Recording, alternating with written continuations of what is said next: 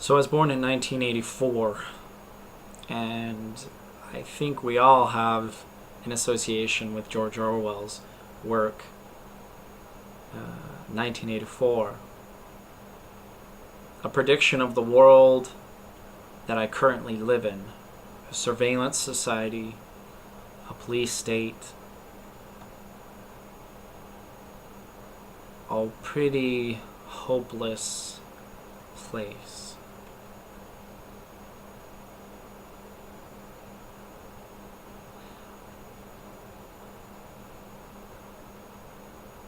Am I a part of a lost generation?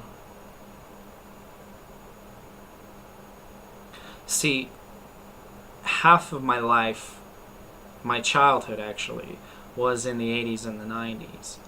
And, technology just kept getting better, sound quality, picture quality, televisions got bigger and smaller at the same time. The computing power of a processor has increased by a factor of a billion. I have, we have iPhones, and I can take Google with me everywhere I go, and we have all of this, stuff of, advanced, civilized, that really shows how great things are, right?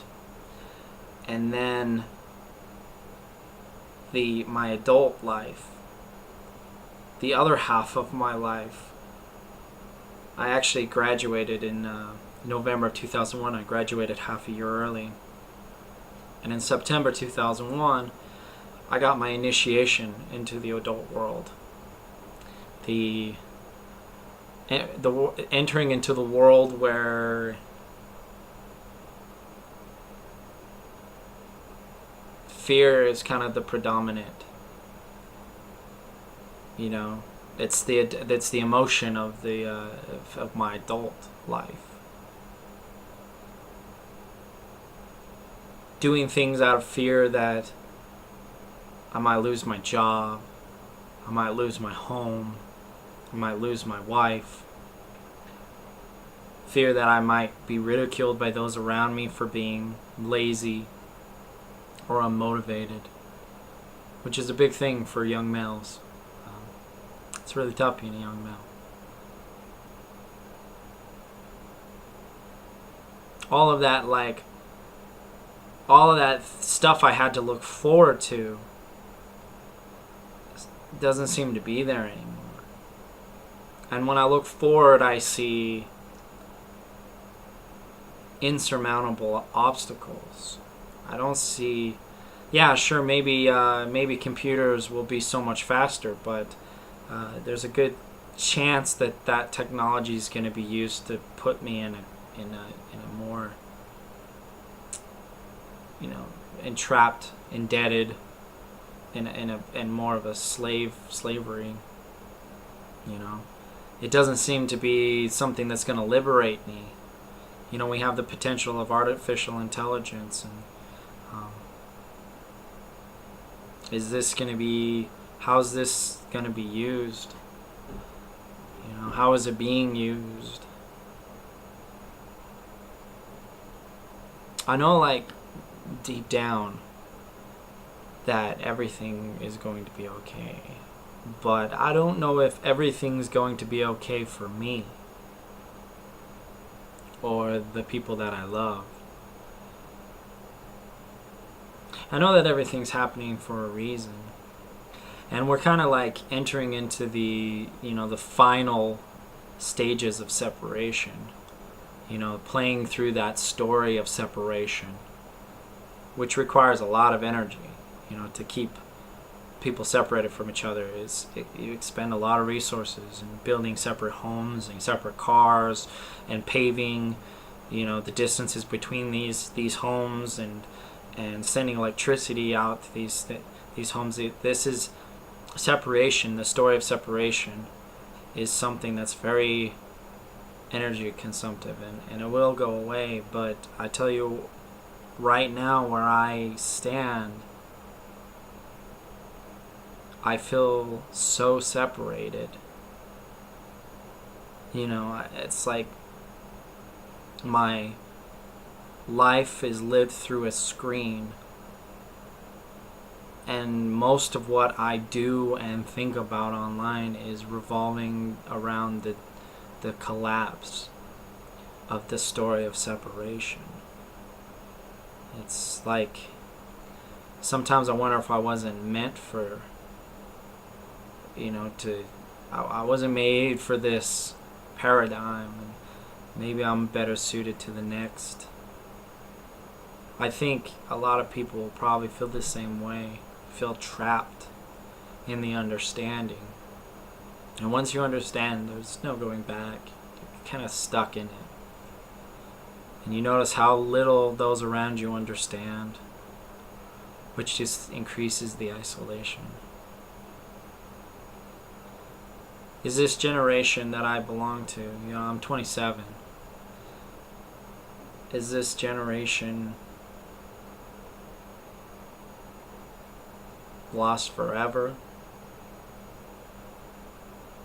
Will we ever have our time?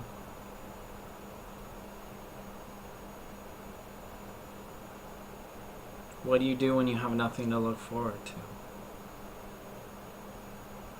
Like, I need to go see a dentist eventually, and how the hell am I going to pay for that? I make less than like $10 an hour, and I'm not currently working full time because my hours have been cut. So how do I do that?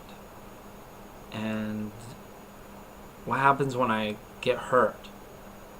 Like fall down, I crash on my bicycle, something happens. How do I pay for that?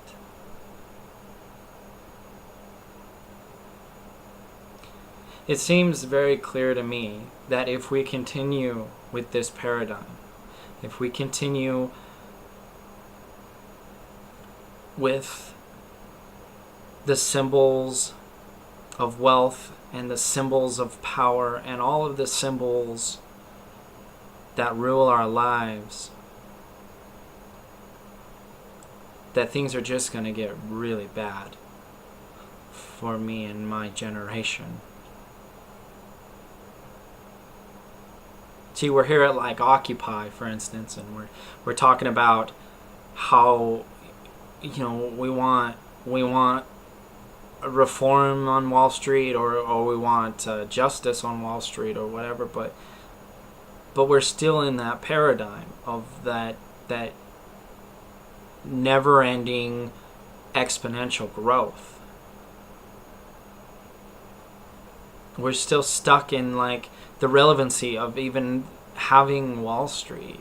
We're stuck in this story that these guys even matter. If we stay in this paradigm, it doesn't matter whether it's fighting this paradigm or not. If we do not leave this mindset, if we do not leave this frame of these spectacles, it's gonna get really bad for a lot of people, if not for everybody.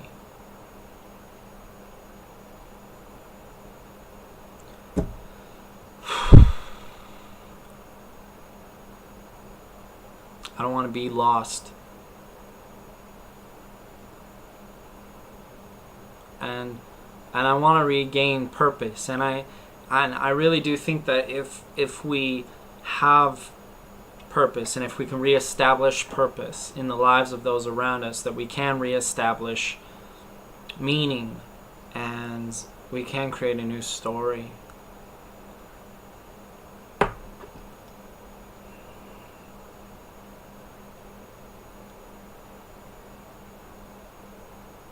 Sometimes I feel powerless to do that. But it seems so simple. It seems like such an easy, if we thought that money was just paper, and we thought that trading was just a Ponzi scheme, and if we thought that power is just authority, and if we thought that human beings are just members of the biological world, not its ruling class, if we got rid of the idea of class, and we got rid of the idea of race, and we got rid of the idea of sex, and we got rid of the idea of, I don't know, every other thing that goes along with these boxes that we've created for ourselves, and we continue forward with possibly, rally the troops, everybody, we're all going to go, hey, we're going to make homes. Well, let me put it this way.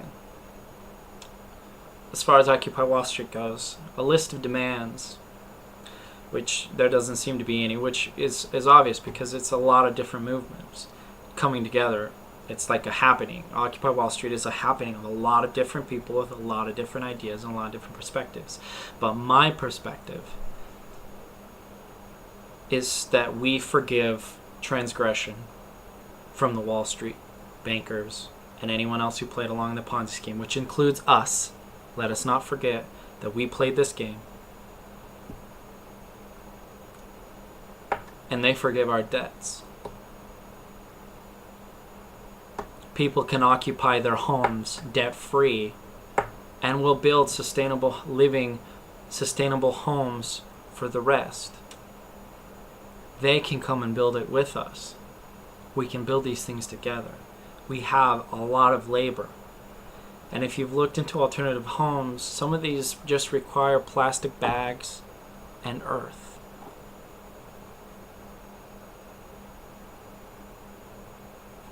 We've overcomplicated our problem. We've overcomplicated our lives, and it's created nothing but problems. And we want to create more complications in using technology to solve it. We can have the technology, but we have to get rid of the complexity.